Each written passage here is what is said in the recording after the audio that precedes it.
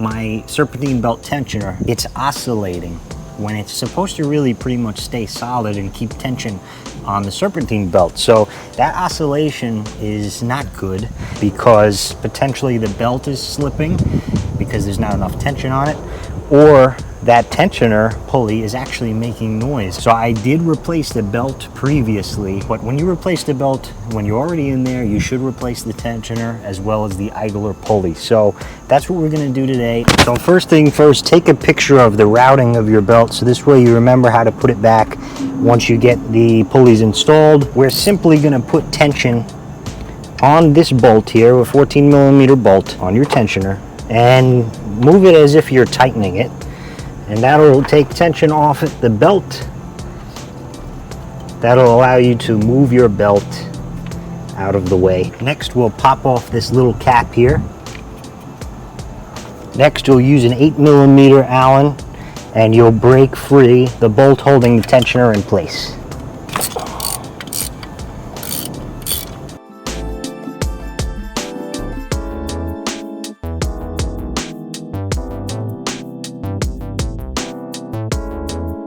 Then you can remove your tensioner simply, just like that. Then we could go ahead and install our new tensioner.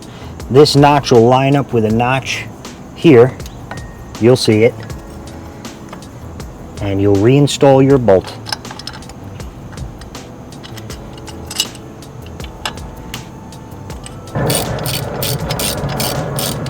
Then you'll tighten that bolt down to 18.4 foot-pounds.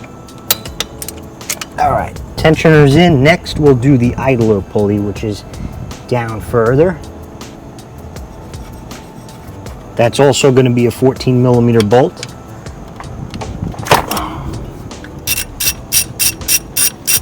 Save this little dust shield and your bolt, of course. We'll reinstall that on the new pulley. Idler pulley comes out.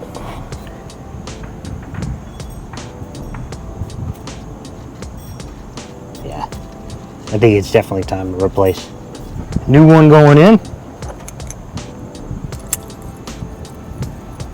And your idler pulley bolt will be torqued down to 26.6 foot-pounds.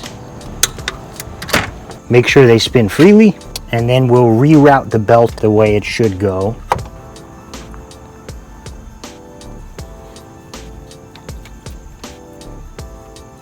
All right, once you got the belt where it needs to be, you'll have to go ahead again, put tension on the tensioner bolt.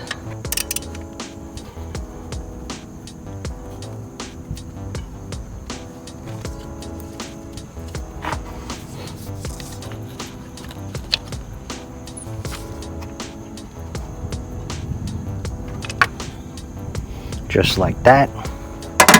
Then double check, make sure the belt is fully seated along all the pulleys, your AC compressor, your alternator, your idler pulley, your new tensioner, your crank pulley, and your water pump down here. Make sure the belt is not rubbing on anything, then we could start the car.